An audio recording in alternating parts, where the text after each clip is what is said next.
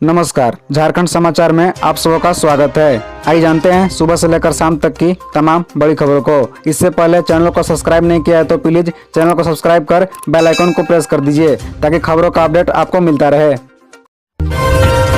झारखंड में बदला मौसम का मिजाज, लुढ़का का पारा, आज भी बारिश के आसार। दरअसल भीषण गर्मी के बीच रांची समेत झारखंड के कई हिस्सों में गुरुवार देर शाम मौसम बदल गया। मौसम के बदलाव के बाद तापमान भी थोड़ा लुढ़क गया। रांची और आसपास के कुछ इलाकों में शाम के समय तेज हवा के साथ बूंदाबूंदी भी हुई। तापमान के गिरने के बाद लोगों को थोड़ी राहत मिली। बता दें कि रांची में गुरुवार को मौसम का मिजाज बदलने के बाद पारा 39.2 डिग्री पहुँच गया, जबकि एक दिन पहले यह 40 पार था। उसी प्रकार गोड्डा का तापमान 44.7, जबकि मेदिनीनगर का तापमान पिछले 24 घंटे के दौरान 2 डिग्री से अधिक नीचे गिरा। यहाँ पारा 41.6 डिग्री रहा। गुरुवार को सिर्फ 2 जगहों जमशेदपुर और पाकुड़ में तापमान 43 डिग्री के ऊपर दर्ज किया गया। मौसम वैज्ञानिक अभिषेक आनंद ने बताया कि मौसम बदलाव के कारण तापमान में 2 से 4 डिग्री तक की कमी आ सकती है, पर उत्तर झारखंड में हीट वेव की स्थिति बनी रह सकती है।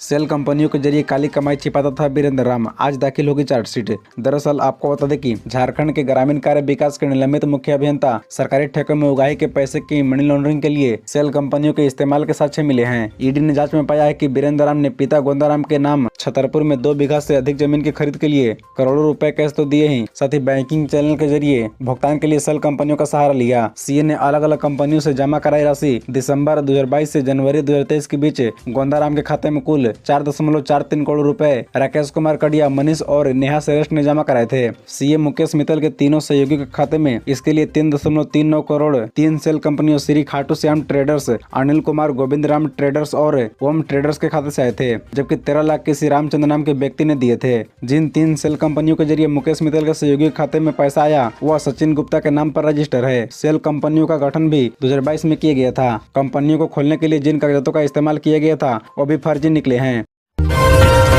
पुलिस में रहकर उग्रवादियों से दोस्ती, लीक करता था जानकारी, नौकरी से बर्खास्त हुआ दरोगा। दरअसल आपको बता दें कि उग्रवादी संगठन पीएलएफआई से साठगांठ के आरोप में खूंटी पुलिस के दरोगा मनोज गच्छप को सेवा से बर्खास्त कर दिया गया है। मनोज गच्छप 2018 में बतौर दरोगा पुलिस में बहाल हुआ था। तोरपा अनुमंडल में पदस्थापन के बाद मनोज गच्छप ने पुलिस की गतिविधियों की सूचना पीएलएफआई के शीर्ष कमांडरों तक पहुंचाई। इसका खुलासा पिछले वर्ष 12 फरवरी को तब हुआ था जब झारखंड का आतंक पीएलएफआई लीडर अवधेश जायसवाल उर्फ चूहा पकड़ा गया था। चूहा ने पूछताछ में इस बात का खुलासा किया था कि जब मनोज गच्छप रन्य थाना में पदस्थापित था, जब वह पीएलएफआई सुप्रीमो दिनेश गुप्ता से मिला था, उसने पुलिस को यह भी बताया था कि मनोज गच्छप पीएलएफआई को पुलिस की गतिविधियों की जानकारी देता है।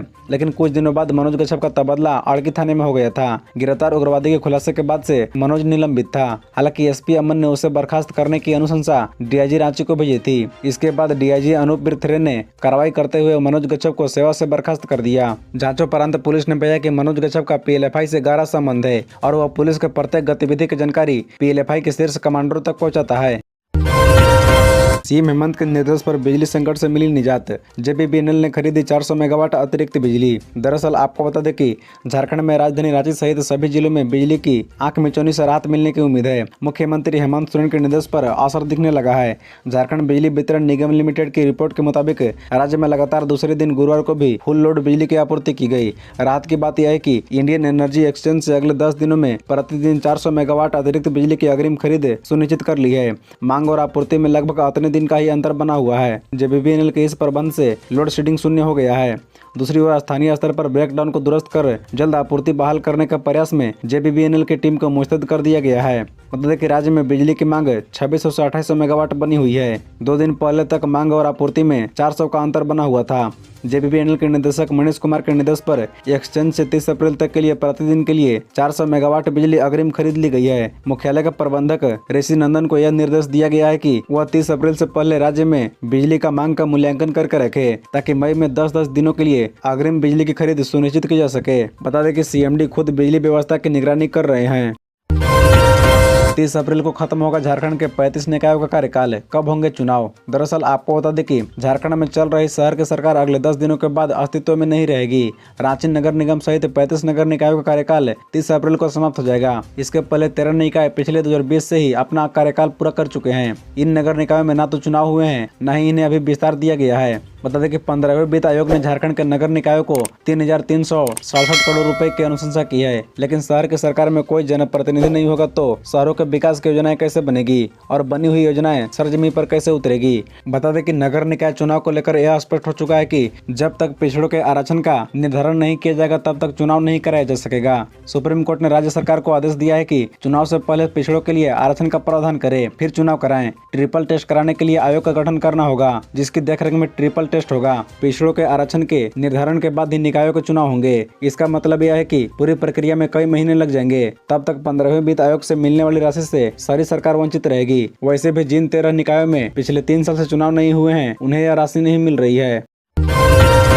बर्तन में गिरी छिपकली निकाल ग्राहकों को खिलाई चाट, बिगड़ी 150 की तबीयत। दरअसल बता दें कि बलियापुर के हुचुकटांड में लगे मेले में चाट गोलगप्पे खाने से फूड पॉइजनिंग के शिकार हुए 150 लोगों में से गुरुवार को SNMMCH से छुट्टी दे दी गई है। 2 बच्चे और 2 महिलाएं अभी भी इलाज रहते हैं। 2 महिलाओं को गुरुवार को भी भर्ती कराया गया। अस्पताल के डॉक्टर UK ओझा ने कहा कि सभी खतरे से बाहर हैं। 1-2 दिन में उन्हें भी डिस्चार्ज कर दिया जाएगा। मरीजों को 1 सप्ताह तक हल्का व सादा भोजन करने की सलाह दी गई है। इधर फूड पॉइजनिंग से बीमार पड़ने वाले बुधन रवानी का कहना है कि मेले में जिस दुकान में उन लोगों ने चाट गोलगप्पे खाया था उसका 3 स्टॉल लगा हुआ था। दुकान काफी बड़ा था। बुधन का कहना है कि घटना के बाद पूछताछ में दुकानदारों ने बताया चाट में लोटन यानी छिपकली गिर गया था। उसी चाट को 3 स्टॉल में लगा दिया। कर्माटांड ब्रिज के पास कोहलडी गांव के रहने वाले चाट विक्रेता का कहना है कि 5,000 का सामान बना हुआ था, इसलिए लोटन गिरने के बाद भी नहीं फेंका। लोटन गिरने के बाद उसी चाट को ग्रामीणों को खिला दिया। जिन लोगों ने उसकी दुकान का चाट खाया सभी बीमार हो गए। बुधन के अनुसार उसके अलावा 7-8 गाँव के लोगों ने उस दुकान से चाट खाया था। अब झारखंड में भी बोतल से निकला शराब घोटाले का जिस्न, बीजेपी ने सीएम हेमंत सोरेन को घेरा। दरअसल आपको बता दें कि दिल्ली में शराब घोटाला केस में उप मुख्यमंत्री मनीष सिसोदिया जेल में हैं। मुख्यमंत्री अरविंद केजरीवाल से पूछताछ हो रही है। वहीं बीजेपी दिल्ली की आप सरकार पर भ्रष्टाचार का आरोप लगा रही है। वहीं मुख्यमंत्री केजरीवाल कहते हैं कि ये विपक्ष की आवाज दबाने की केंद्र सरकार की साजिश है। बता दें कि दिल्ली के बाद अब झारखंड में भी शराब घोटाले का जिस्न निकल आया है। झारखंड बीजेपी ने मुख्यमंत्री हेमंत सोरेन पर शराब घोटाले में संलिप्त होने का आरोप लगाया है। बाबूलाल मरांडी ने प्रेस वार्ता और सिलसिलेवार ट्वीट के जरिए गंभीर आरोप लगाए हैं। बाबूलाल मरांडी ने कहा कि भ्रष्टाचार के लिए ही छत्तीसगढ़ की शराब नीति झारखंड में लागू की गई और वहीं की कंपनियों को ठेका दिया गया। बता दें कि बाबूलाल मरांडी ने कहा कि हमने 18-19 अप्रैल को मुख्यमंत्री को चिट्ठी लिखी, आगाह किया कि अधिकारियों और बिचौलियों की मदद से कंपनियों को मनचाहा फायदा पहुंचाया गया। नियम विरुद्ध जाकर रीटेंडर कराया, लेकिन मुख्यमंत्री ने कार्रवाई नहीं की।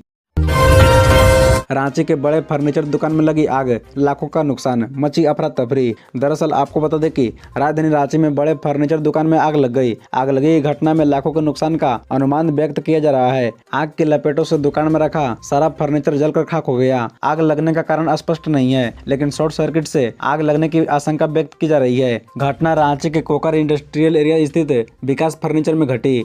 स्थानीय लोगों ने सुबह दुकान से धुआं और लपेटें देखी और अग्निशमन विभाग को सूचना दी। जब तक आग बुझाई जाती तब तक नुकसान हो चुका था। घटना से संबंधित तस्वीरें सामने आई है, जिसमें साफ देखा जा सकता है कि दुकान पूरी तरह से जल चुकी है। झारखंड में बढ़ता संक्रमण का दर, पिछले 24 घंटे में 46 नए कोरोना संक्रमित। रांची में कुल संक्रमितों की संख्या 83। दरअसल आपको बता दें कि झारखंड में कोरोना संक्रमण एक बार फिर तेजी से पैर पसार रहा है। पिछले 24 घंटे में कोरोना संक्रमण के 46 नए मामले सामने आए हैं। सबसे ज्यादा 12 मामले लातेहार जिले से आए हैं। इन नए आंकड़ों के साथ राज्य में कोरोना संक्रमित मरीजों की संख्या 264 हो गई है। राज्य में संक्रमण तेजी से बढ़ रहा है। बता दें कि 20 दिनों में राज्य में कोरोना के एक्टिव मरीजों की संख्या में 8 गुना से ज्यादा की बढ़ गई है। 31 मार्च को राज्य में महज 27 कोरोना संक्रमित मरीज थे। 20 अप्रैल तक यह आंकड़ा 264 हो गया है। नए मरीजों के मिलने की भी रफ्तार बढ़ रही है। इन आंकड़ों से जाहिर है कि राज्य में एक बार फिर संक्रमण का खतरा बढ़ रहा है। राजधानी रांची में संक्रमित मरीजों की संख्या सबसे ज्यादा है। रांची में 83 संक्रमित मरीज हैं, जबकि दूसरा सबसे ज्यादा मामला पूर्वी सिंहभूम में है, जहाँ 54 कोरोना संक्रमित हैं। कई जिलों में संक्रमण का दर बढ़ रहा है। 1 से 10 के बीच राज्य भर में 78 नए कोरोना मरीज थे। पलामू में बाइक चोर गिरोह का खुलासा, 4 आरोपी सहित 18 बाइक बरामद, मास्टरमाइंड फरार। दरअसल आपको बता दें कि अपराध के खिलाफ पलामू में पुलिस को बड़ी सफलता हाथ लगी। पलामू पुलिस ने पाकी थाना क्षेत्र से 4 बाइक चोरों को पकड़ा है। बाद में उनकी निशानदेही पर चोरी की 18 बाइक बरामद की गई। पुलिस ने सभी चोरों को जेल भेज दिया। एसपी अभियान सह सदर SDPO ऋषभ गर्ग ने पत्रकारों को बताया कि गुप्त सूचना के आधार पर पुलिस ने सटीक प्लानिंग बनाई, तकनीकी सेल की मदद से कार्रवाई करते हुए बाइक चोर का खुलासा किया। बता दें कि पलामू पुलिस के अनुसार ये बाइक चोर गिरोह के चोर लातेहार, चतरा और पलामू के अलग अलग क्षेत्रों से बाइक चोरी कर पांकी और मनिका थाना क्षेत्र में लाकर बेचने और खरीदने का कार्य करते थे। एकांत जगह में पार्क की गई बाइकों को टारगेट करते थे। कभी कभी ये रेकी के लिए ऐसे बाइक को टारगेट करते थे जिसे एक जगह लगातार काफी देर तक के लिए पार्क किया जाता था। इसके लिए वे एक टीम वर्क के तहत काम करते थे। कोई रेकी करता था तो कोई चाबी लगाने का काम करता था और कोई बाइक लेकर भागने का काम करता था। चोरी की बाइक कुछ दिन तक छिपा कर रखने के बाद उसे बेच दिया जाता था। बाइक बेचने के लिए भी अलग टीम काम करती थी। वीरेंद्र राम का दावा, परिवार के लोग सब्जियां बेचकर और बेटों ने ट्यूशन पढ़ाकर लाखों कमाए। दरअसल बता दें कि ग्रामीण विकास विभाग के suspend chief engineer Virendra Ram के पारिवारिक सदस्यों ने गाजर मूली व सब्जी बेची। वहीं उनके 3 बेटों ने कंप्यूटर जॉब किया और ट्यूशन पढ़ाया। वीरेंद्र राम ने दावा किया था कि उसके परिवार ने करोड़ों रुपए की कमाई इन्हीं सब से की। वीरेंद्र राम और उनके बेटों के नाम पर दायर आयकर रिटर्न से ये जानकारी मिली है। हालांकि इस तिड़कम के बाद भी सभी करदाताओं के बैंक खातों में रिटर्न के दिखाई गई आमदनी से ज्यादा नगद राशि जमा हुई थी। इसका उल्लेख रांची के सीए प्रदीप कुमार जैन द्वारा दाखिल आयकर रिटर्न में किया गया है। हालांकि ईडी से पूछताछ के दौरान वीरेंद्र राम ने यह माना कि उनके पारिवारिक सदस्यों ने कभी सब्जी नहीं बेची, बेटों ने कभी कंप्यूटर जॉब नहीं किया और न ही ट्यूशन पढ़ाया। सारी रकम टेंडर की कमीशन थी। बता दें कि वीरेंद्र राम ने अपनी काली कमाई का जायज करार देने के लिए कई हथकंडे अपनाए थे। इसमें एक हथकंडा यह भी था कि उसने टेंडर आवंटन के बदले कमीशन के तौर पर मिली राशि को अपने परिवार और बेटों के आमदनी के रूप में दिखाना शुरू किया।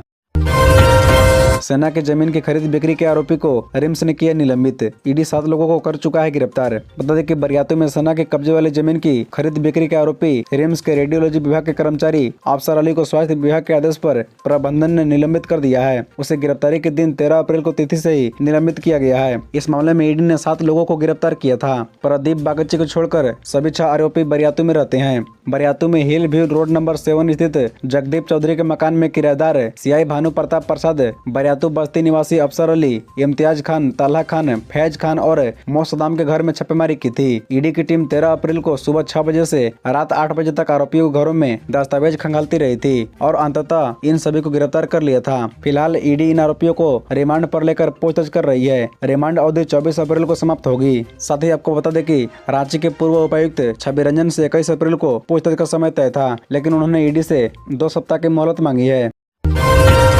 झारखंड हाईकोर्ट का निर्देश, रिम्स में 28 मरीजों की मौत के केस में जांच कमेटी गठित करे सरकार। जाने पूरा मामला। बता दें कि झारखंड हाईकोर्ट ने रिम्स में वर्ष 2018 में रिम्स के जूनियर डॉक्टरों व नर्सों की हड़ताल के दौरान मरीजों की मौत के मामले में दायर जनहित याचिका पर सुनवाई करते हुए उसे गंभीरता से लिया। चीफ जस्टिस संजय कुमार मिश्र और जस्टिस आनंद सेन की खंडपीठ ने मामले की सुनवाई के दौरान राज्य सरकार को जाँच समिति गठित करने का निर्देश दिया। खंडपीठ ने कहा कि समिति की अध्यक्षता सेवानिवृत्त जिला न्यायाधीश करेंगे। मामला यह है कि 1 जून 2018 को रिम्स में एक मरीज की मौत गलत इलाज की वजह से हो गई थी। इसके बाद मरीज के परिजनों व जूनियर डॉक्टरों के बीच झड़प हुई थी। इस घटना के विरोध में 2 जून 2018 को जूनियर डॉक्टरों व नर्स हड़ताल पर चले गए। हड़ताल के दौरान रिम्स में इलाज की सारी व्यवस्था ध्वस्त हो गई थी। लगभग 35 मरीजों का ऑपरेशन नहीं हो पाया। 600 से अधिक मरीज बिना इलाज के वापस लौट गए, जबकि इसी के दौरान रिम्स में भर्ती 28 मरीजों की मौत इलाज के अभाव में हो गई। मामले को लेकर कोतवाली थाने में जिम्मेवार जूनियर डॉक्टरों व नर्सों के खिलाफ प्राथमिकी दर्ज कराई गई थी। उन्होंने समिति बनाकर मामले की जांच कराने व घटना के जिम्मेवार मेडिकल कर्मियों के खिलाफ कार्रवाई करने का आग्रह किया। उल्लेखनीय है कि प्रार्थी झारखंड छात्र संघ की ओर से अध्यक्ष एस अली ने जनहित याचिका दायर की है। खबरों से जुड़े रहने के लिए चैनल को सब्सक्राइब, वीडियो को लाइक एवं एक दूसरे से शेयर जरूर करें। धन्यवाद।